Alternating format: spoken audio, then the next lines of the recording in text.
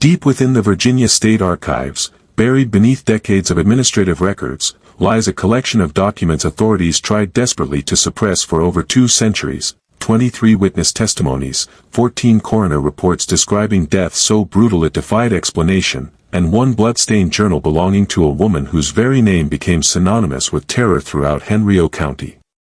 The year was 1801, and what locals would whisper about as the hunting season that never ended had just begun for Kate Bender. Oh, what makes these documents particularly disturbing is not just their graphic detail, but the methodical precision with which they document a reign of terror that, in the span of 18 months, claimed the lives of at least 37 escaped slaves. How close these atrocities came to remaining completely hidden from history is even more chilling. Before we continue with the story of Kate Bender and the horrors that unfolded in the forests of Henry County, I want you to know that this channel is dedicated to bringing you the darkest, most meticulously researched historical mysteries that others are afraid to tell. If you're brave enough to hear stories like this one, make sure to subscribe and hit that notification bell so our content never misses you. And I'm curious, where are you listening from? Drop a comment below and let me know what state or city you're in. Now, let's step into the shadows of 1801 Virginia, where a woman's thirst for vengeance would transform her into something far more terrifying than any monster from folklore. The discovery of these documents in 1987 sent shock waves through academic circles, but their contents were deemed too sensitive for public release. What you're about to hear has been compiled from those sealed records, survivor accounts, and court testimonies that paint a picture of evil so methodical and brutal it challenges everything we thought we knew about the Underground Railroad era. In the year 1801, Richmond, Virginia was a city balanced precariously on the edge of upheaval. The failed rebellion of Gabriel Prosser the previous summer had left the entire region in a state of paranoid tension, with plantation owners sleeping with loaded muskets beside their beds and slaves disappearing into the night at unprecedented rates. It was in this atmosphere of fear and mistrust that Kate Bender first emerged from obscurity into infamy. Just outside Richmond's bustling tobacco markets, Henry County was home to dozens of sprawling plantations connected by a network of dirt roads that snaked through dense forests and treacherous swamplands. The area had become a crucial corridor for escaped slaves attempting to reach the free territories of Pennsylvania, with Underground Railroad conductors establishing secret routes through the very wilderness that would soon become Kate Bender's hunting ground. Not a woman anyone would easily forget was Kate Bender. Standing nearly 6 feet tall with shoulders broader than most men and arms that resembled tree trunks more than human limbs, she possessed a physical presence that commanded attention wherever she went. Her hands, witnesses would later testify, were so large and powerful she could crack walnuts between her fingers and bend iron horseshoes with minimal effort. But it was her eyes that truly unsettled those who encountered her. Pale gray orbs that seemed to look through people rather than at them, as if constantly calculating something others couldn't comprehend. Born Catherine Elizabeth Hartwell in 1765 to a family of poor tenant farmers in the Virginia Piedmont, Kate had learned early that survival required strength and ruthlessness. Her childhood was marked by backbreaking labor in tobacco fields and the constant threat of eviction, experiences that hardened her into someone who viewed the world through the lens of violence and struggle. By the time she reached adulthood, Kate had developed a reputation for settling disputes with her fists and intimidating grown men into submission through sheer physical presence. In 1789, she married Thomas Bender, a plantation overseer whose reputation for brutality was legendary throughout Henry County. Thomas stood barely 5 feet 8 inches tall, but his cruelty towards the enslaved workers under his supervision was so extreme that even other overseers found his methods disturbing. He carried a leather whip embedded with metal studs and took perverse pleasure in devising psychological torments that broke spirits as thoroughly as physical punishment broke bodies. Kate, rather than being repulsed by her husband's sadistic nature, seemed to find it fascinating, often watching from the shadows as he conducted his disciplinary sessions. On 200 acres of prime tobacco land bordered by the Chica River to the north and dense pine forests to the south sat the Bender Plantation House. Thomas oversaw nearly 40 enslaved workers, ruling them through a regime of terror that included public beatings, deliberate family separations, and a system of informants that pitted slave against slave. Kate, meanwhile, managed the domestic operations with an iron fist, treating the house slaves with such harshness that several attempted suicide rather than endure her daily abuse. As violent as it was passionate, their marriage had neighbors frequently reporting sounds of breaking furniture and shouted arguments echoing from the Bender house late into the night. Yet Thomas seemed genuinely devoted to his massive wife, perhaps recognizing in her a kindred spirit who shared his appetite for inflicting suffering. For her part, Kate appeared to view Thomas as the only person who truly understood her nature, the only man strong enough to match her own capacity for violence. The couple had no children, a fact that local gossips attributed to Kate's unnatural size and temperament. Dr. Samuel Richardson, who occasionally attended to plantation medical needs, would later write in his private journals that Kate Bender possessed a constitution more suited to a draft horse than a woman and displayed behavioral patterns that suggested a fundamental disconnection from normal human emotion. These observations, made years before the horrors that would follow, proved to be disturbingly prophetic. By 1800, the Bender plantation had become synonymous with terror among the slave community. Stories circulated in hushed whispers about workers who had been beaten to death for minor infractions, about Kate's habit of watching punishments with obvious enjoyment, and about the way both Benders seemed to take special pleasure in breaking apart slave families. Several escape attempts had been made over the years, but Thomas's tracking skills and Kate's intimate knowledge of the surrounding wilderness made successful flight nearly impossible. It was during this period of mounting tension that rumors began spreading about Gabriel Prosser's planned rebellion.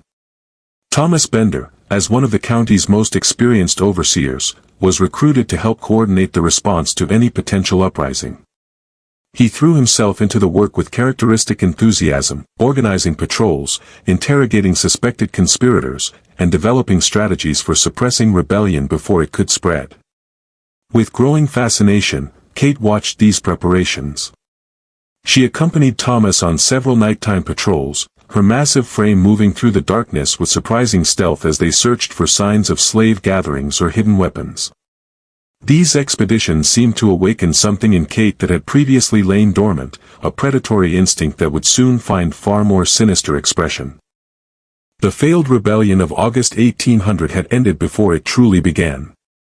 Betrayed by informants and scattered by a fierce thunderstorm, Gabriel Prosser and his co-conspirators were captured and executed, their heads displayed on pikes as warnings to others who might harbor similar thoughts. But the aftermath of the rebellion attempt created an atmosphere of paranoia that would persist for months, with plantation owners seeing potential insurrection in every gathering of slaves and responding with increasing brutality. It was in this climate of fear and repression that Thomas Bender made the decision that would ultimately seal his fate and unleash his wife's true nature upon the world. The morning of October 15, 1800 dawned gray and cold, with a bitter wind carrying the scent of dying leaves through the forests of Henrio County. Thomas Bender had received word that a group of escaped slaves was moving through the area, attempting to reach the free territories to the north. According to his informants, the group consisted of 5 men and 2 women who had fled from plantations further south and were following the Chica River toward what they hoped would be freedom. Thomas assembled a hunting party consisting of himself, 2 neighboring overseers named Samuel Clark and William Patterson, and 4 tracking dogs bred specifically for pursuing human quarry. Kate had requested to join the expedition, arguing that her knowledge of the local terrain would prove valuable. Thomas initially resisted, claiming that hunting fugitive slaves was man's work, but Kate's insistence eventually wore down his objections. She armed herself with a heavy oak club and took her place among the hunters with an eagerness that should have alarmed those present. The tracking party set out before dawn, following the dogs as they picked up the scent trail along the riverbank. With remarkable agility for someone of her size, Kate moved through the underbrush. Her pale eyes scanned the forest for signs of passage that others might miss. She seemed almost excited by the hunt, frequently moving ahead of the group and calling back when she discovered broken branches or footprints that indicated their quarry's direction. By midday, they had closed considerably on the fleeing slaves. The dogs were showing increasing excitement, their baying growing more frantic as the scent trail grew fresher.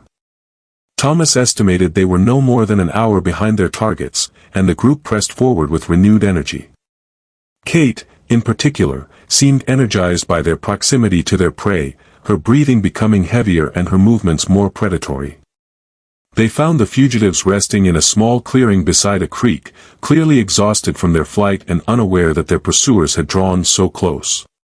The 7 slaves, ranging in age from a teenage boy to a gray-haired woman in her 50s, were sharing what appeared to be their last remaining food when the hunting party emerged from the surrounding trees. What happened next would be recounted in multiple witness testimonies, though the various accounts differ in crucial details. According to Samuel Clark's later statement to authorities, Thomas Bender ordered the fugitives to surrender and return peacefully to their owners. The eldest among them, a man named Joshua, who had been a preacher on his plantation, stepped forward and attempted to negotiate, offering to return voluntarily if the others were allowed to continue their escape. Thomas's response was to strike Joshua across the face with his whip, opening a gash that immediately began bleeding profusely. This act of violence triggered exactly the kind of desperate resistance that the hunters had perhaps been hoping for. The younger men among the fugitives rushed forward to defend their leader while the women and the teenage boy attempted to flee deeper into the forest. In the chaos that followed, Kate Bender would later claim her husband became separated from the main group while pursuing 2 of the younger men toward the creek.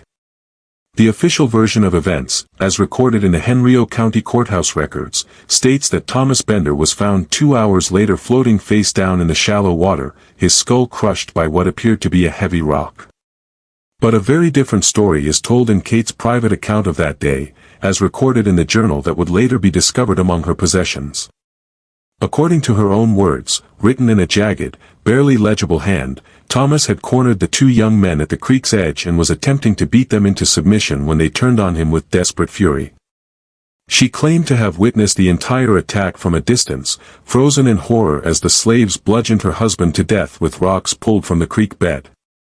Whether Kate's version of events was accurate, or whether she had played a more active role in her husband's death would remain a matter of speculation for investigators who examined the case decades later. What is certain is that by the time the other hunters reached the creek, Thomas Bender was dead and Kate was kneeling beside his body, her massive frame shaking with what appeared to be grief, but which several witnesses later described as something more complex and disturbing. The 2 slaves who had allegedly killed Thomas were never captured. They had vanished into the dense forest that bordered the creek, leaving behind only blood-stained rocks and the lifeless body of one of Henrio County's most feared overseers. Samuel Clark and William Patterson, shocked by the sudden turn of events, helped Kate carry her husband's body back to their horses and then escorted her home in stunned silence. The funeral of Thomas Bender was attended by nearly every plantation owner in the county, all of whom viewed his death as a direct challenge to the social order that governed their world. The fact that slaves had killed a white overseer and escaped justice was seen as an intolerable precedent that could encourage further acts of rebellion. Calls for increased patrols and harsher punishments echoed through the gathering, but Kate Bender sat through it all in apparent stone-faced silence. What none of those present could have imagined was the transformation taking place behind Kate's impassive exterior. The death of her husband had not simply devastated her. It had awakened something primal and terrible that had been sleeping within her massive frame. As she watched Thomas's coffin being lowered into the ground, Kate Bender was already planning the vengeance that would consume the remainder of her life. Dr. Richardson, who attended the funeral in his capacity as the family physician, would later write that Kate's behavior during the service struck him as profoundly unsettling. She shed no tears, spoke to no one, and seemed to be studying the other mourners with the same calculating expression she had once reserved for watching her husband's disciplinary sessions. When approached by neighbors offering condolences, she responded with monosyllabic answers delivered in a voice so flat and emotionless that several people later commented on feeling chilled by the interaction. The weeks following Thomas's burial were marked by Kate's apparent withdrawal from normal social contact. She dismissed most of the plantation's workers, retaining only enough to maintain basic operations, and began spending increasingly long periods alone in the forests surrounding her property. Neighbors who encountered her during these solitary expeditions reported she seemed to be studying the terrain with unusual intensity, as if memorizing every tree, stream, and game trail for some unknown purpose. By December of 1800, Kate Bender had effectively disappeared from normal society. The plantation house, once a hub of brutal efficiency under Thomas's management, had become a dark and silent structure that neighbors avoided whenever possible. Local merchants noted Kate had begun purchasing unusual items, lengths of rope, metal snares typically used for trapping large game, and tools whose intended purpose seemed unclear. It was during this period of isolation and apparent grief that Kate began developing the skills and strategies that would soon make her the most feared predator in all of Henrio County. But at the time, no one could have imagined the grief-stricken widow was methodically preparing for a campaign of vengeance that would terrorize the region for nearly 2 years.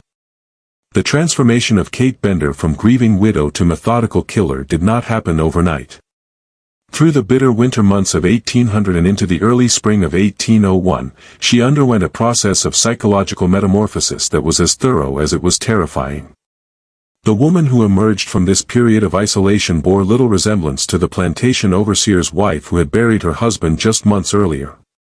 Kate's first confirmed kill occurred on March 23, 1801, though the body would not be discovered until nearly a week later. The victim was a young man named Samuel, who had escaped from a plantation nearly 40 miles south and was attempting to follow the Chica River north toward free territory. His body was found hanging from a massive oak tree approximately 2 miles from the Bender property, suspended by his neck with a noose fashioned from hemp rope. What made the discovery particularly disturbing was not simply the fact of Samuel's death, but the condition in which his body was found. His hands had been bound behind his back with what appeared to be leather straps, and his clothing showed evidence of a prolonged struggle through dense undergrowth.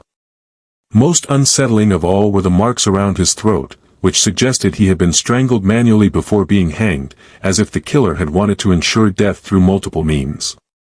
The local constable, James Whitfield, conducted a perfunctory investigation that concluded Samuel had likely committed suicide in despair over his failed escape attempt. This explanation satisfied no one who actually examined the evidence, but authorities were reluctant to acknowledge a fugitive slave had been murdered, as doing so would require them to investigate and potentially prosecute a white perpetrator.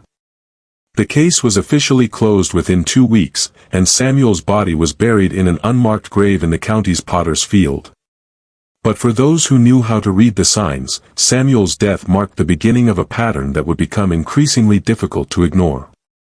Kate had spent the winter months studying the routes commonly used by escaping slaves, learning their habits and preferences with the same methodical precision her husband had once applied to breaking rebellious spirits. She had discovered fugitives tended to follow water sources when possible, both for drinking water and because streams made tracking by dogs more difficult. The Chica River and its various tributaries formed a natural highway through the forests of Henrio County, and Kate had spent countless hours mapping every bend, sandbar, and hiding place along its length.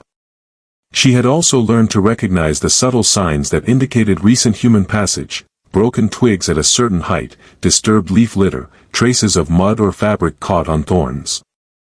Most importantly, she had begun to understand the psychology of desperate people, their tendency to seek shelter in certain types of locations and their predictable responses to fear and exhaustion. Kate's second victim was a woman named Rebecca, who made the fatal mistake of seeking shelter in an abandoned tobacco barn Kate had been watching for weeks. Rebecca had been traveling with 2 companions but had become separated from them during a thunderstorm that struck the region in early April. Alone, frightened, and unfamiliar with the local terrain, she had stumbled upon what appeared to be a safe refuge and decided to rest until morning. Kate found her there just before dawn, curled up in a corner of the barn with her few possessions clutched tightly against her chest. What followed was the first instance of the methodical cruelty that would become Kate's signature in the months to come. Rather than killing Rebecca immediately, Kate chose to prolong her victim's terror, binding her securely and then spending several hours describing in graphic detail what she intended to do. According to the journal entries Kate made following this encounter, she derived immense satisfaction from watching Rebecca's growing desperation, from seeing the hope gradually drain from her eyes as she realized no rescue was coming. Kate wrote extensively about the purity of her victim's fear, describing it as something beautiful and necessary that helped to balance the scales of justice for her husband's death. Rebecca's body was discovered 3 days later by a farmer searching for stray cattle. She had been strangled with her own clothing and left propped against a tree in a seated position, as if Kate wanted to ensure the body would be found quickly. The positioning was clearly deliberate, designed to send a message to anyone who might be considering similar escape attempts. This time, Constable Whitfield could not dismiss the death as suicide. The evidence of foul play was too obvious, and the deliberate staging of the body suggested a killer who wanted their work to be discovered and understood. Whitfield launched what he described as a thorough investigation, but his efforts were hampered by the same social constraints that had limited his response to Samuel's death. The idea that a white person might be systematically murdering escaped slaves was too disturbing for local authorities to seriously consider. Instead, Whitfield focused his investigation on the possibility Rebecca had been killed by other slaves, perhaps as punishment for some perceived betrayal or as part of an internal power struggle among fugitive groups. This theory satisfied the social expectations of the time while avoiding the more troubling implications of the alternative explanation. The case remained officially open, but no serious effort was made to pursue leads that might implicate a white perpetrator. Meanwhile, Kate was already planning her next hunt. Rebecca's death had taught her valuable lessons about the logistics of murder, the importance of choosing isolated locations, the need to dispose of evidence properly, and the psychological satisfaction that came from total control over another human being's final moments. She had discovered within herself a capacity for cruelty that surpassed even her late husband's legendary brutality, and she found this discovery both thrilling and validating. The spring and early summer of 1801 saw an escalation in both the frequency and brutality of Kate's attacks. Her third victim was a teenage boy named Marcus, who had escaped from a plantation in neighboring Chesterfield County. Kate tracked him for 3 days through the forest, observing his movements and studying his habits before finally cornering him near a creek where he had stopped to drink. Marcus represented Kate's first opportunity to test her physical capabilities against a victim who was young, strong, and desperate enough to fight back with genuine ferocity. The struggle lasted nearly 20 minutes, with Marcus managing to land several solid blows that left Kate bruised and bloodied. But her superior size and strength eventually prevailed, and she strangled the boy with her bare hands while pinning him beneath her massive frame. The satisfaction Kate derived from this kill was different from her previous experiences, more physical, more primal, and somehow more complete. She had proven to herself she could overpower even a strong, determined opponent through pure physical dominance. And this realization filled her with a sense of power unlike anything she had previously experienced. Her journal entries from this period reveal an almost sexual gratification in describing the moment when Marcus finally stopped struggling, when his eyes rolled back and his body went limp beneath her. Marcus's body was found hanging from a tree branch 20 feet above the ground, a feat that would have required enormous strength and determination to accomplish. The message was clear to anyone familiar with the previous murders: a powerful and methodical killer was targeting escaped slaves throughout the region, and no one was safe from their reach. By this point, even the most willfully blind authorities could no longer ignore the pattern that was emerging. 3 escaped slaves had been murdered within a 2-month period, all within a relatively small geographic area, all displaying evidence of having been overpowered by someone of exceptional physical strength. Constable Whitfield, under pressure from plantation owners who were beginning to worry about the implications of the murders, finally acknowledged a serial killer was operating in Henrico County. But acknowledging the problem and solving it proved to be very different things. Kate had become incredibly skilled at covering her tracks, both literally and figuratively.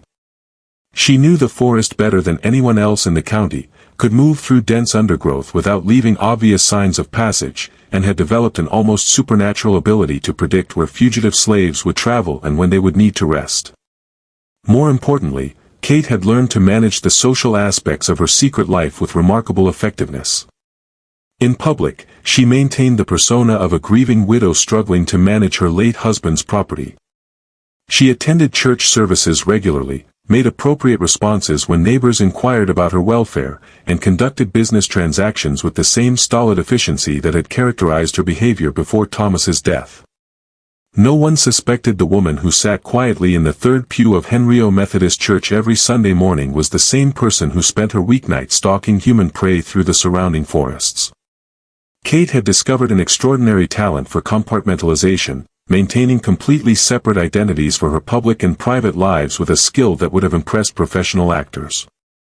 The psychological transformation that enabled this dual existence was perhaps the most disturbing aspect of Kate's evolution from ordinary citizen to serial killer. She had developed an internal narrative that justified her actions as not merely acceptable but necessary and righteous. In her mind, every escaped slave she killed was balancing the scales of justice for her husband's murder, restoring the natural order that had been disrupted by their rebellion against legitimate authority. This sense of righteousness gave Kate's actions a methodical, ritualistic quality that distinguished her work from ordinary crime or violence. She was not killing in rage or passion, but in service to what she genuinely believed was a higher moral purpose. This conviction made her incredibly dangerous because it removed the normal psychological barriers that might have limited her actions or forced her to confront the enormity of what she was doing. As spring turned to summer in 1801, Kate Bender had fully transformed into something that transcended ordinary criminal categories. She was no longer simply a murderer, but a predator who had found her natural environment and prey. The forests of Henrio County had become her hunting ground, and every escaped slave who entered that territory was placing their life at risk from a killer whose capabilities were still growing with each successful hunt. By midsummer of 1801, Kate Bender had refined her methods to a level of efficiency that would have impressed military strategists. She had divided the forests of Henrio County into a series of overlapping territories, each of which she patrolled on a rotating schedule designed to maximize her chances of encountering fugitive slaves while minimizing the risk of being observed by other whites. Her intimate knowledge of the terrain, combined with an almost preternatural ability to predict human behavior under stress, made her nearly unstoppable. Kate's typical hunting cycle began with reconnaissance.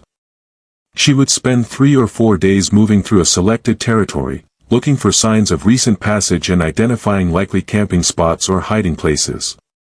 Her ability to read subtle environmental clues had developed to an extraordinary degree. She could determine from the pattern of broken twigs not only that someone had passed through an area, but approximately when, in which direction they were traveling, and even their approximate size and physical condition. Once she had identified signs of fugitive presence, Kate would establish what she termed observation posts, carefully concealed positions that allowed her to watch likely routes or destinations without being detected herself. She had constructed more than a dozen of these posts throughout her hunting territory, each equipped with supplies that allowed her to remain hidden for extended periods. From these positions, she could study her prey's habits and behavioral patterns, learning their schedules and identifying their weaknesses. The psychological profile Kate developed of typical fugitive slaves was remarkably sophisticated and devastatingly accurate. She understood most escapees would be traveling at night to avoid detection, that they would seek water sources for drinking and washing, and that they would prefer dense cover during daylight hours. More subtly, she recognized fear and exhaustion would make them predictable in their decision-making, causing them to choose the most obvious shelter or the most direct route, even when alternatives might be safer. Kate also understood the social dynamics that governed fugitive groups. She knew families would not abandon injured or exhausted members, that groups would often split up when pursued and attempt to reunite at predetermined locations, and that lone travelers were more likely to take desperate risks than those traveling with companions. This knowledge allowed her to manipulate her victims' behavior, using their own survival instincts and loyalty to their companions against them. Her fourth confirmed victim was a man named Isaiah, who had escaped from a plantation in Gland County with his pregnant wife, Sarah, and their 8-year-old son, David. The family had been traveling for nearly a week when Kate first spotted them resting beside a small stream approximately 3 miles from her property. Rather than attacking immediately, Kate chose to observe the family for 2 days, studying their routines and identifying the psychological leverage points she could exploit. What she discovered was Isaiah was becoming increasingly desperate as his wife's pregnancy advanced and travel became more difficult for her. Sarah was experiencing complications that were slowing their progress significantly, and young David was showing signs of illness that worried both parents. The family was essentially trapped between the impossibility of continuing their flight and the certainty of recapture if they remained stationary too long. Kate's attack on the family demonstrated a level of psychological sophistication that was truly chilling. Rather than confronting them directly, she began by targeting their supplies and shelter materials. Over the course of several nights, she stole their blankets, contaminated their water source, and created signs of pursuing slave catchers that forced them to abandon relatively safe camping spots for more exposed positions. The psychological pressure of these tactics wore down the family's resistance more effectively than direct violence could have accomplished. Isaiah became increasingly paranoid and exhausted, making poor decisions that placed his family in greater danger. Sarah's condition continued to deteriorate, and David began showing signs of serious malnutrition. By the time Kate finally revealed herself, the family was too weakened and demoralized to mount effective resistance. Kate's journal entries describing the family's final days make for extremely disturbing reading even 2 centuries later. She wrote extensively about the educational value of slowly breaking down their hope and determination, comparing the process to training difficult horses or breaking stubborn dogs. She seemed to view their suffering not as cruel or unnecessary, but as a natural and inevitable consequence of their decision to challenge the established social order. The actual murders were carried out over a period of 3 days, with Kate deliberately prolonging the family's agony for her own psychological satisfaction. She killed David first, strangling him while forcing his parents to watch, then used the child's death as leverage to torture Isaiah and Sarah with descriptions of what she planned to do to each of them. The journal entries suggest Kate derived particular satisfaction from Sarah's begging for her unborn child's life, seeing it as proof of the fundamental weakness that made slaves unsuitable for freedom. Isaiah's death came on the 2nd day after Kate had forced him to dig graves for his son and pregnant wife. She strangled him with the same rope she had used on David, then left his body beside the shallow graves as what she described as a monument to the futility of rebellion. Sarah, already weakened by pregnancy complications and psychological trauma, survived less than 6 hours after her husband's death, dying of what appeared to be a combination of stress, dehydration, and despair. The discovery of the family's bodies created a level of alarm in Henrio County that authorities could no longer ignore or minimize. 3 more escaped slaves had been murdered, including a pregnant woman and a child, and the evidence pointed unmistakably to a single killer operating with increasing confidence and brutality. Plantation owners throughout the region began pressuring local authorities to take decisive action, while slaves whispered stories about the white demon who haunted the forests between Virginia and freedom. Constable Whitfield, recognizing his position might depend on finding the killer, finally launched what he described as a comprehensive investigation into the murders. He organized search parties to comb the forests where the bodies had been found, interviewed potential witnesses, and even offered a modest reward for information leading to the killer's capture. But his efforts were hampered by several factors Kate had cleverly exploited in planning her campaign. First, the investigation was constrained by the same social attitudes that had initially prevented authorities from taking the murder seriously. Most white residents of Henrio County viewed escaped slaves as criminals who had brought whatever fate befell them upon themselves. There was little sympathy for the victims and even less enthusiasm for expending significant resources to find their killer. Many whites privately applauded the murders, seeing them as appropriate punishment for slaves who had dared to seek freedom. Second, Kate's selection of hunting territory had been strategically brilliant. The forests where she operated were vast, dense, and familiar to very few people other than herself. Search parties could spend weeks combing the area without discovering even a fraction of the hiding places, trails, and landmarks Kate knew intimately. Her ability to observe potential searchers while remaining hidden herself meant she could avoid detection even when they came relatively close to her position. Most importantly, no one suspected a woman could be responsible for murders that required such obvious physical strength and savage determination. The assumption the killer must be male eliminated Kate from consideration before the investigation even began, allowing her to continue operating under a cloak of social invisibility that proved nearly impenetrable. Kate was well aware of these advantages, and her journal entries from this period reveal a growing confidence in her ability to continue killing without facing serious consequences. She had begun to view the murders not as a temporary campaign of vengeance, but as a permanent vocation that gave her life meaning and purpose. The transformation from grieving widow to serial killer was now complete, and Kate Bender had found her true calling. The late summer and early fall of 1801 saw an acceleration in Kate's killing schedule that reflected both her growing confidence and her increasing psychological need for the satisfaction murder provided. Her victims during this period included a blacksmith named Abraham who had escaped from Richmond, twin brothers named Matthew and Mark who had fled from a plantation in Charles City County, and an elderly woman named Ruth who had been traveling alone toward what she hoped would be sanctuary with free blacks in Pennsylvania. Each murder demonstrated refinements in Kate's technique and psychology. She had learned to extend the psychological torture that preceded death, developing methods of mental torment that were sometimes more effective than physical violence in breaking her victims' will to resist.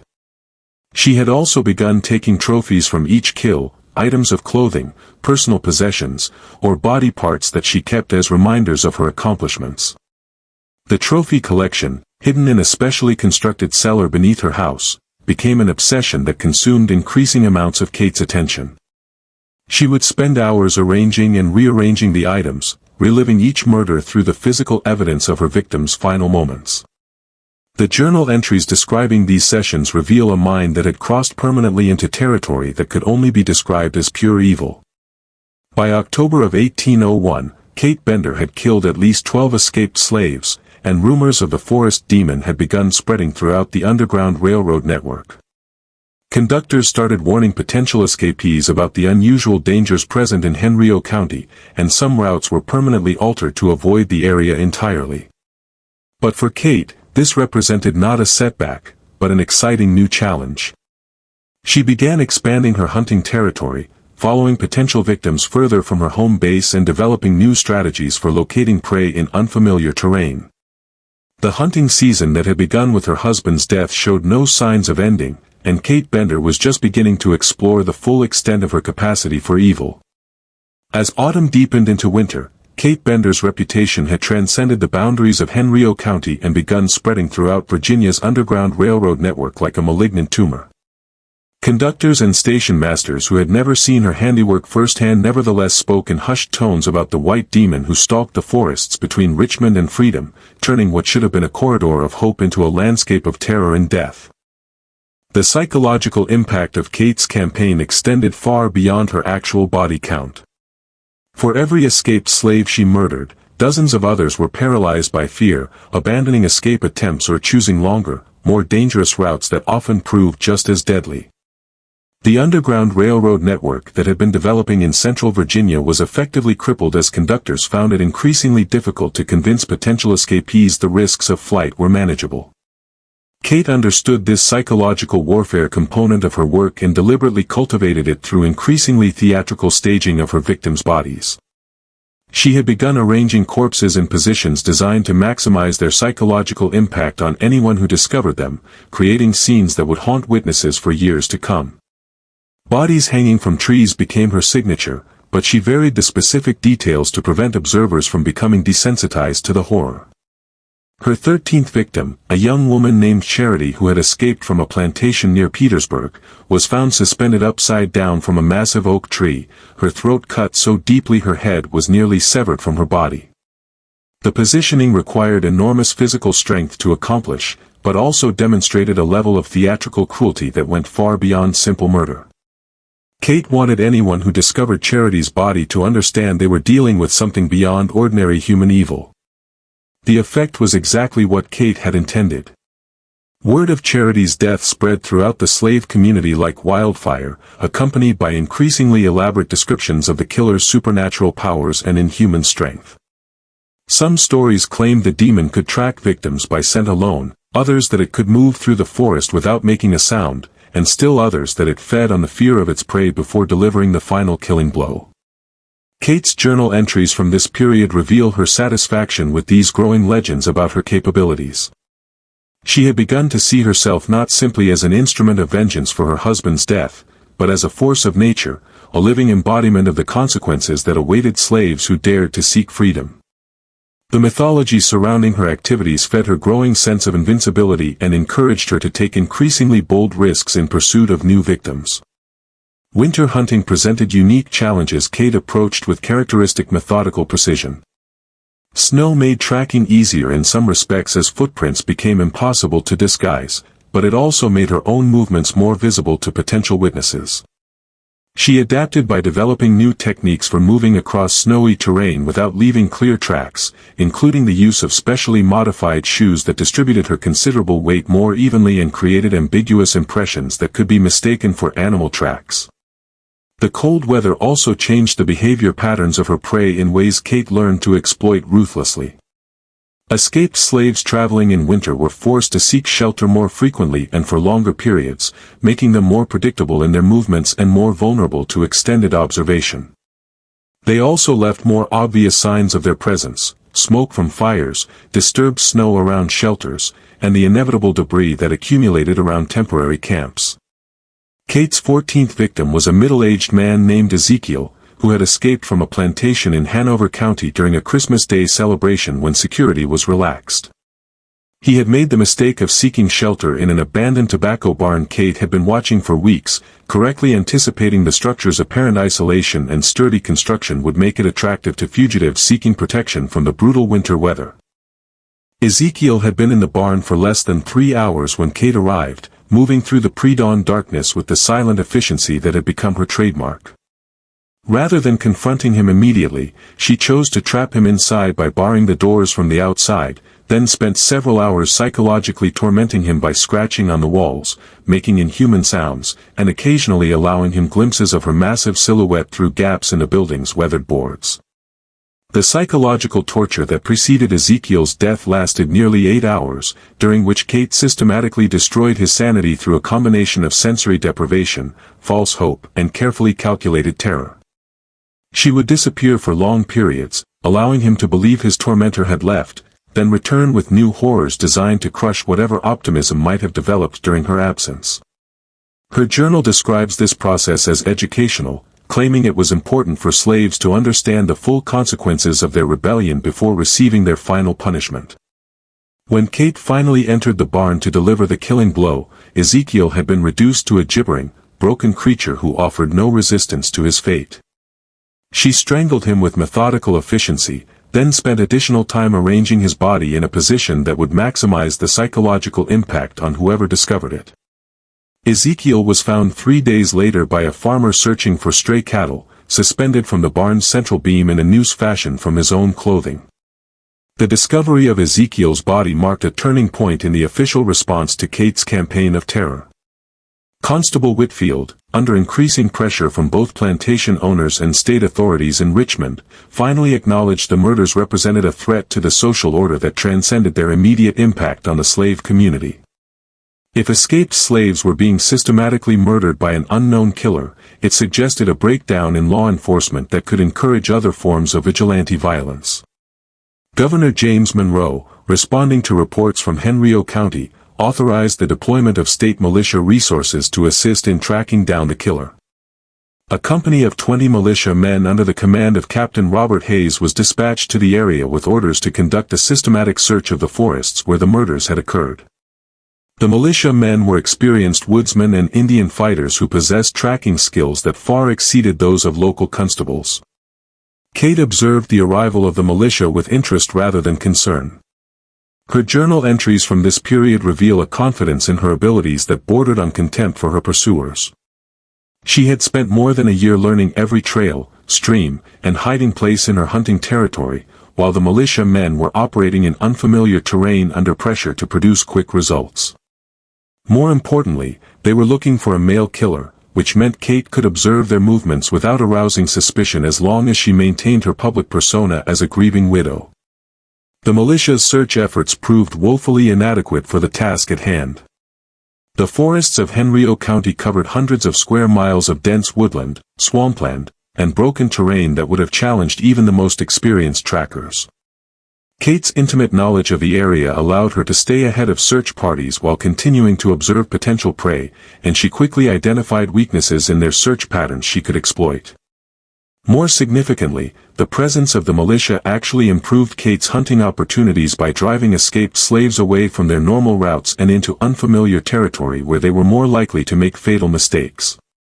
Several fugitives attempting to avoid the search parties blundered into areas Kate controlled more completely, making them easier targets for her increasingly sophisticated hunting techniques.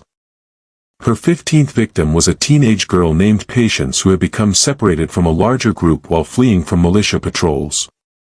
Alone, frightened, and unfamiliar with the local terrain, Patience made a series of poor decisions that placed her directly in Kate's path. She sought shelter in a cave Kate had been watching for months, correctly anticipating its apparent security would make it attractive to desperate fugitives. Kate's murder of Patience represented a new level of sadistic creativity that demonstrated her evolving psychological pathology. Rather than killing the girl immediately, Kate chose to keep her alive for nearly a week, using her as bait to attract other escaped slaves who might be searching for their missing companion. She bound Patience securely within the cave, then used her cries for help to lure 2 additional victims to their deaths. Over the following days, the 3 bodies were discovered by militia searchers, arranged in a grotesque tableau that shocked even experienced soldiers. Kate had positioned them to suggest they had died defending each other, but the evidence of prolonged torture and the theatrical staging of the scene left no doubt they had been murdered by someone whose cruelty transcended ordinary human evil. Captain Hayes, in his official report to Governor Monroe, described the scene as evidence of depravity so profound as to challenge belief in the killer's fundamental humanity. The militia's failure to capture or even identify the killer after 6 weeks of intensive searching led to their withdrawal from Henrico County in February of 1802. Captain Hayes privately admitted to Governor Monroe his men were operating at a severe disadvantage against someone who knew the terrain intimately and possessed tracking skills that exceeded their own. He recommended a different approach might be necessary, possibly involving the use of civilian trackers more familiar with local conditions. But for Kate Bender, the militia's departure represented a decisive victory that confirmed her growing sense of invincibility. She had not only continued killing throughout their search efforts but had actually used their presence to improve her hunting success. The psychological impact of this triumph pushed her further toward viewing herself as something beyond ordinary human limitations, a predator so perfectly adapted to her environment that conventional law enforcement could never hope to contain her. Spring of 1802 brought with it a renewed wave of escape attempts as warmer weather made travel easier and the temporary presence of militia patrols created a false sense the killer had been captured or driven away. Kate observed this seasonal increase in fugitive activity with predatory satisfaction, recognizing the accumulated fear and mythology surrounding her activities had created exactly the psychological condition she needed to maximize her hunting success. The stories circulating through the slave community had evolved into elaborate folklore that bore only passing resemblance to reality, but which served Kate's purposes perfectly by creating an atmosphere of supernatural dread that paralyzed rational decision-making. Some tales claimed the demon could assume any shape it chose, others that it could appear in multiple locations simultaneously, and still others that it fed on the souls of its victims rather than simply killing their bodies. Kate encouraged these superstitions through increasingly elaborate staging of murder scenes that incorporated elements designed to suggest otherworldly powers. She had begun arranging bodies in patterns that suggested ritualistic purposes, leaving behind objects and symbols that had no actual meaning but which appeared significant to observers desperate to understand what they were confronting. Her 16th victim, a blacksmith named Daniel who had escaped from a plantation in New Kent County, was found crucified against a massive oak tree with railroad spikes driven through his hands and feet. The crucifixion scene required planning and preparation that demonstrated Kate's evolution from opportunistic killer to methodical artist of death. She had spent weeks acquiring the necessary materials, studying Daniel's travel patterns, and preparing the murder site to maximize its psychological impact. The religious symbolism was carefully calculated to suggest the killer viewed escaped slaves not simply as criminals, but as sinners deserving of divine punishment. Daniel's death marked the beginning of what Kate privately termed her theological period, during which she began incorporating increasingly elaborate religious imagery into her murder scenes. Her journal entries from this time reveal a belief system that combined perverted Christianity with racial ideology and personal vengeance into a coherent worldview that justified virtually any level of cruelty toward her chosen victims. According to Kate's twisted theology, slavery represented God's intended order for human society, with whites serving as divinely appointed masters over inferior races created specifically for agricultural labor. Escaped slaves were not simply lawbreakers, but rebels against God's natural order who deserved punishment that transcended mere death. By killing them in increasingly elaborate and symbolic ways, Kate believed she was serving as an instrument of divine justice while simultaneously avenging her husband's murder. This theological framework provided Kate with a sense of righteous purpose that made her even more dangerous than simple sadism could have accomplished. She no longer saw herself as a criminal or vigilante, but as a holy warrior engaged in sacred work that required her to overcome normal human squeamishness about inflicting suffering. The murders became religious ceremonies in her mind, with each victim serving as a sacrifice offered to restore the cosmic balance that had been disrupted by slave rebellion.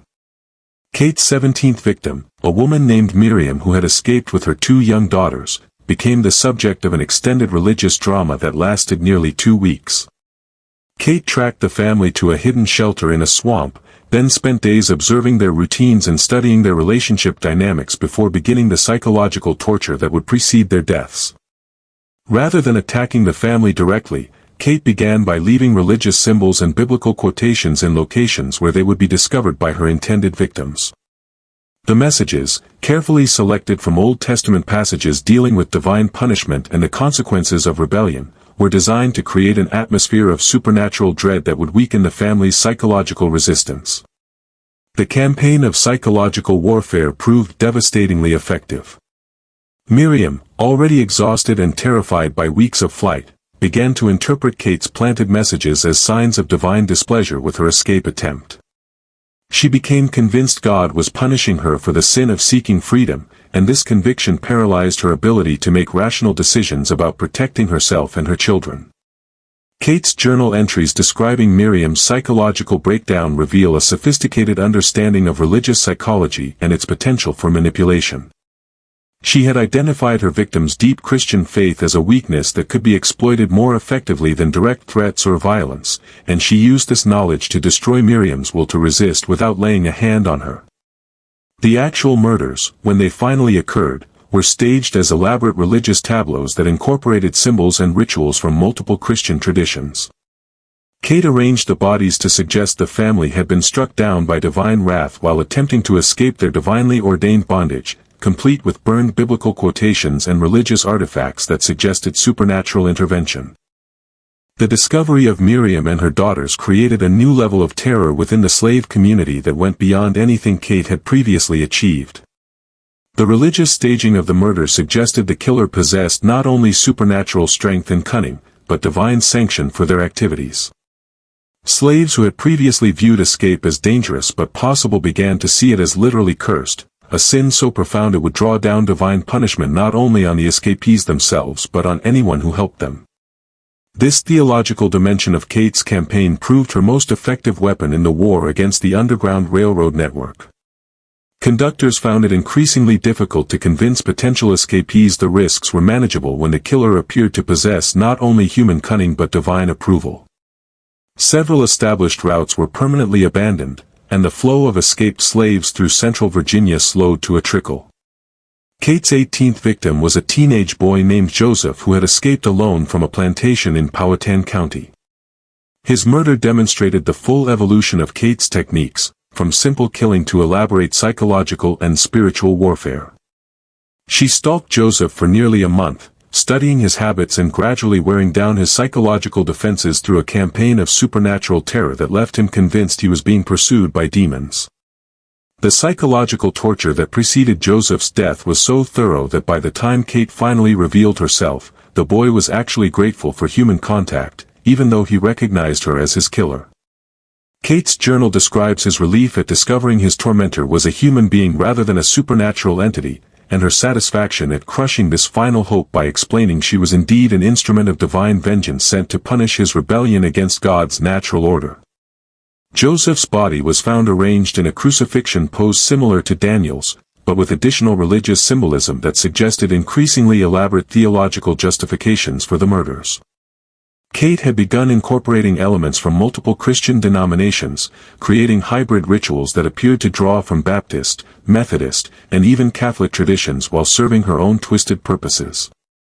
The theological sophistication of these later murder scenes caught the attention of religious authorities throughout Virginia, who recognized someone with significant biblical knowledge was responsible for the killings.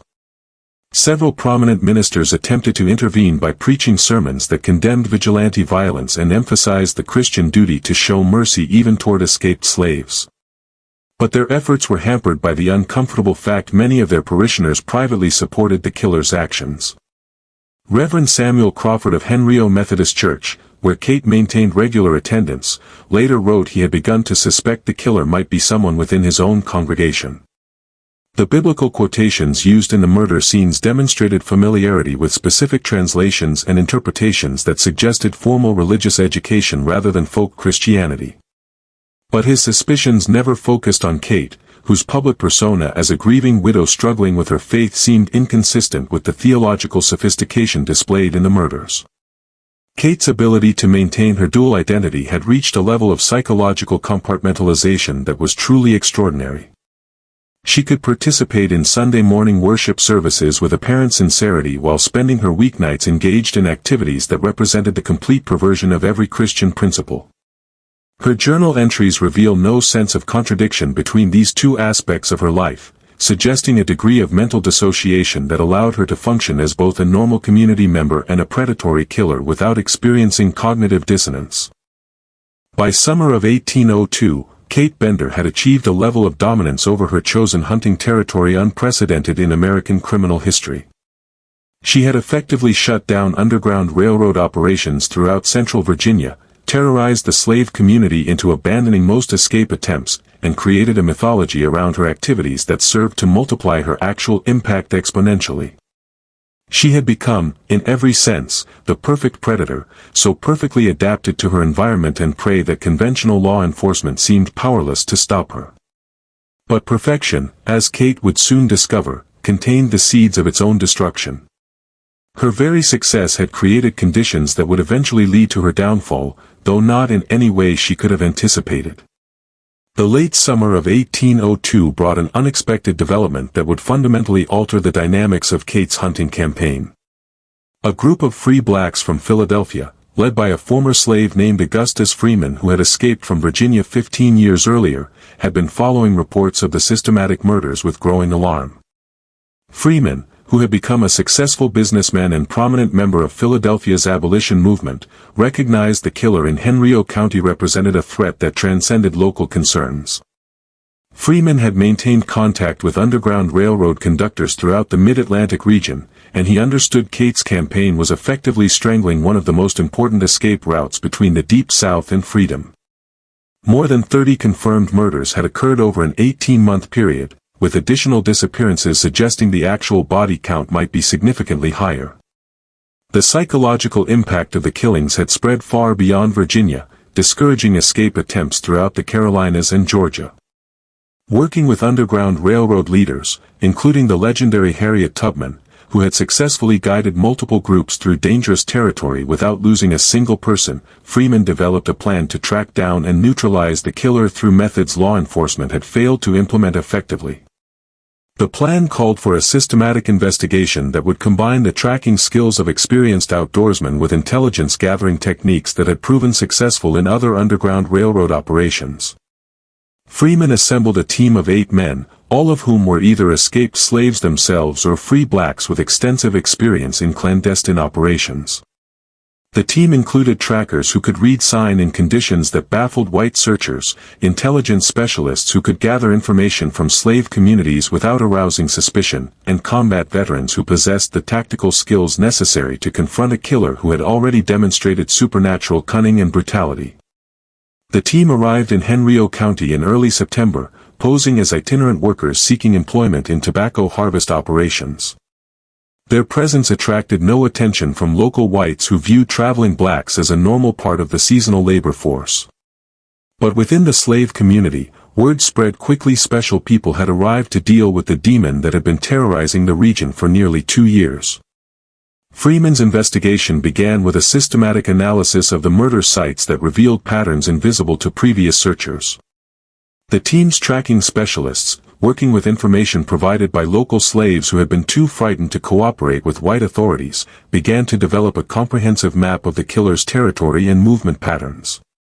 What emerged was a picture of someone who possessed an almost supernatural knowledge of local terrain, combined with a methodical approach to victim selection that suggested military-style planning. The investigation team's most significant breakthrough came when they recognized all the murder sites were located within a roughly circular area centered on the abandoned Bender plantation.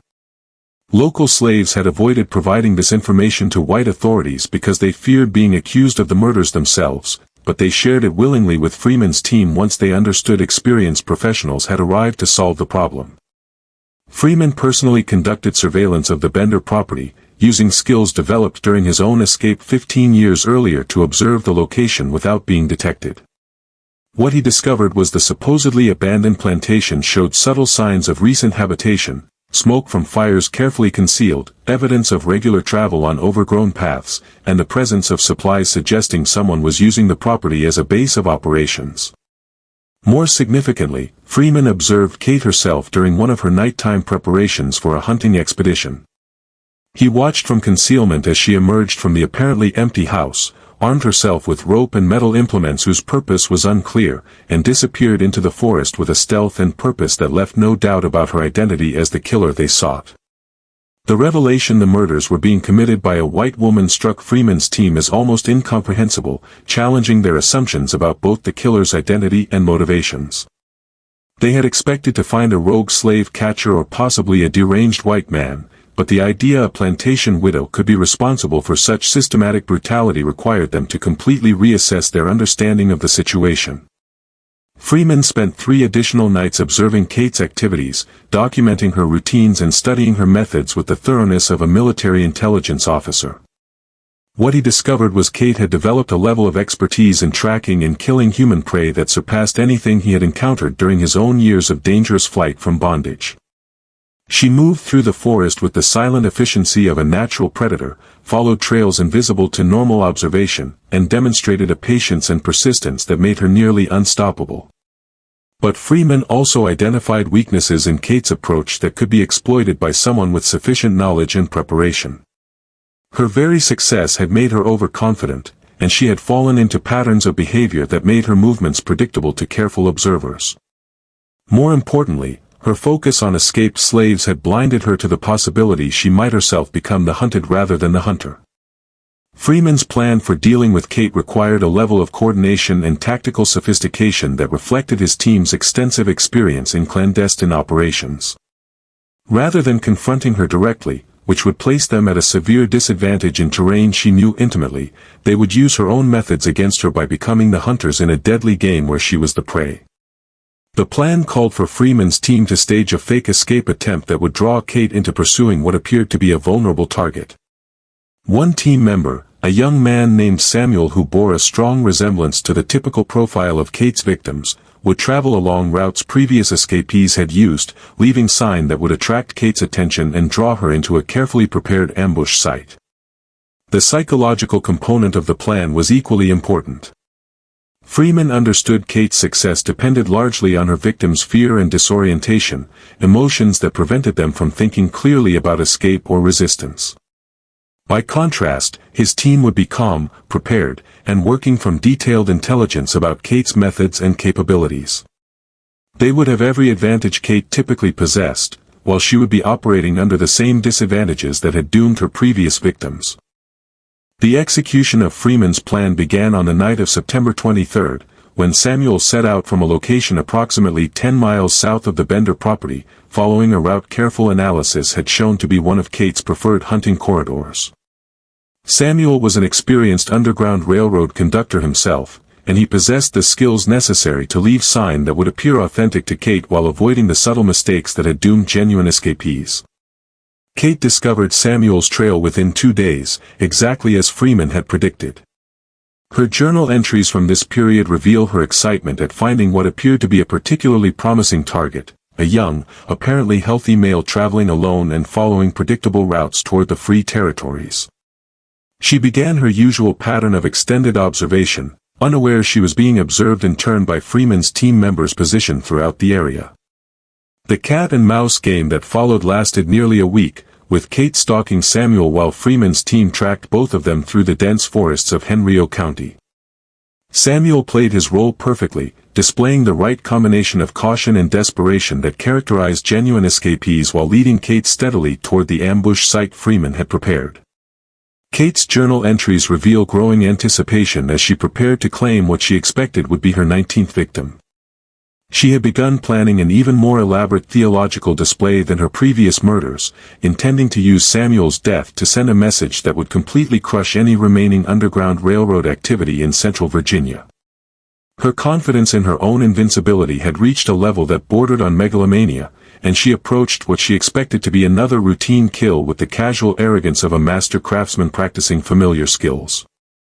But as Kate prepared to spring what she believed was her trap, she was walking directly into Freeman's carefully laid snare.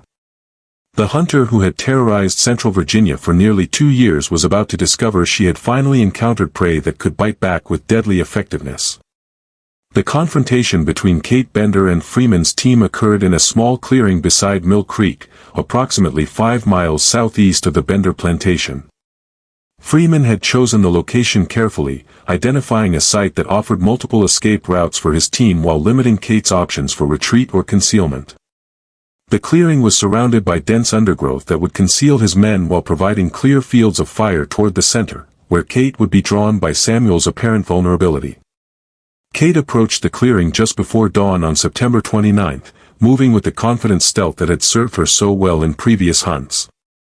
Samuel had made camp in the center of the clearing the previous evening, building a small fire and displaying the exhausted carelessness that characterized genuine escapees who believed themselves temporarily safe.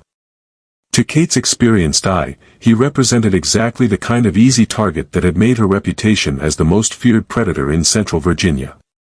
What Kate could not have known was 7 men armed with rifles and possessing extensive combat experience were positioned in concealment around the clearing's perimeter, each with a clear line of sight to the area where she would emerge. Freeman himself occupied a position that allowed him to observe Kate's approach while maintaining command and control over his team's response to whatever tactics she might employ. Kate's attack followed the pattern she had perfected over 18 months of systematic murder. She emerged from the forest with explosive speed, covering the distance to Samuel's apparently sleeping form in seconds and attempting to overpower him before he could mount effective resistance. Her massive hands reached for his throat with the same brutal efficiency that had claimed the lives of at least 30 previous victims. But Samuel was not asleep, and he was far from helpless. As Kate's hands closed around his throat, he twisted away with practiced skill while simultaneously calling out the signal that triggered Freeman's ambush. 7 rifles fired almost simultaneously, sending a volley of musket balls toward Kate's position with devastating accuracy. Kate's superhuman strength and quick reflexes saved her from immediate death, but could not prevent the multiple wounds that sent her crashing to the ground in the center of the clearing. 2 musket balls had struck her in the chest, another had shattered her left arm, and a 4th had torn through the muscle of her right thigh. Any normal person would have been killed instantly or rendered completely helpless. But Kate's massive frame and incredible toughness allowed her to survive injuries that would have been immediately fatal to someone of ordinary constitution. The sight of Kate struggling to rise despite wounds that should have killed her struck Freeman's team as genuinely supernatural, confirming some of the more extreme stories they had heard about the demon of Henrio County. Her survival of the initial volley suggested they were indeed dealing with something beyond ordinary human limitations, and several team members began to question whether conventional weapons could stop her at all. But Freeman had anticipated this possibility, and he had prepared accordingly. As Kate attempted to crawl toward the tree-line despite her massive injuries, Freeman emerged from concealment with a loaded pistol and approached to within 10 feet of her position. The conversation that followed, as recorded in Freeman's detailed report to Underground Railroad leaders, revealed the full extent of Kate's psychological pathology while demonstrating she remained dangerous even while mortally wounded. Kate's first words, spoken through blood-foamed lips as she struggled to breathe with punctured lungs, were not pleas for mercy or expressions of regret, but threats of divine vengeance against anyone who dared interfere with her sacred mission. She proclaimed herself an instrument of God's will, chosen to punish slaves who rebelled against their divinely ordained bondage, and she promised her death would only encourage others to continue her holy work. Freeman's response was calm and methodical, delivered in the tone of someone conducting a formal interrogation rather than engaging in emotional confrontation. He identified himself as a representative of the Underground Railroad network and informed Kate her reign of terror had ended permanently. He then began asking specific questions about her methods, motivations, and the location of evidence that might help identify additional victims whose bodies had not yet been discovered. Kate's answers, delivered with the arrogant confidence of someone who believed herself beyond human judgment, provided Freeman with detailed information about murders never officially reported. She boasted about victims whose disappearances had been attributed to other causes, described hunting techniques that revealed the true scope of her activities, and expressed regret only that her death would prevent her from continuing what she saw as necessary and righteous work. The interrogation lasted nearly 30 minutes, during which Kate's condition steadily deteriorated despite her extraordinary constitution. Blood loss from multiple wounds was taking its inevitable toll, and her breathing became increasingly labored as damaged lungs struggled to function. But her mental faculties remained sharp until the very end, and she continued providing information with the matter-of-fact precision of someone discussing routine business matters. Kate's final words, spoken as her breathing became too shallow to support further conversation, were a detailed description of the trophy collection hidden beneath her plantation house. She provided explicit directions to the concealed cellar where she had stored mementos from each murder, apparently wanting to ensure her accomplishments would be properly documented and remembered. Her last coherent statement was an expression of satisfaction she had successfully avenged her husband's death by killing far more slaves than the two who had actually been responsible for his death. Freeman's team spent the remainder of the day searching the Bender plantation and recovering evidence that confirmed the full scope of Kate's activities. The hidden cellar contained a collection of personal effects, clothing fragments, and preserved body parts representing at least 43 individual victims, nearly twice the number officially attributed to the mysterious killer. Each item was carefully catalogued and labeled, suggesting Kate had maintained detailed records of her murders with the same methodical precision that characterized her hunting techniques. The discovery of Kate's journal provided the most disturbing insights into her psychological evolution from grieving widow to serial killer. The entries revealed a mind that had progressed through various stages of rationalization and self-justification before arriving at a belief system that portrayed mass murder as both necessary and holy. The journal's final entries, written just days before her death, described elaborate plans for expanding her hunting territory and recruiting other whites to assist in what she saw as a sacred mission to eliminate slave rebellion throughout Virginia. Freeman's team spent 3 additional days documenting the evidence and preparing detailed reports for Underground Railroad leaders and sympathetic authorities who might ensure Kate's crimes received appropriate attention. They also conducted a systematic search of Kate's known hunting territory using information from her journal to locate additional bodies not previously discovered. The final body count reached 47 confirmed victims, making Kate Bender one of the most prolific serial killers in American history.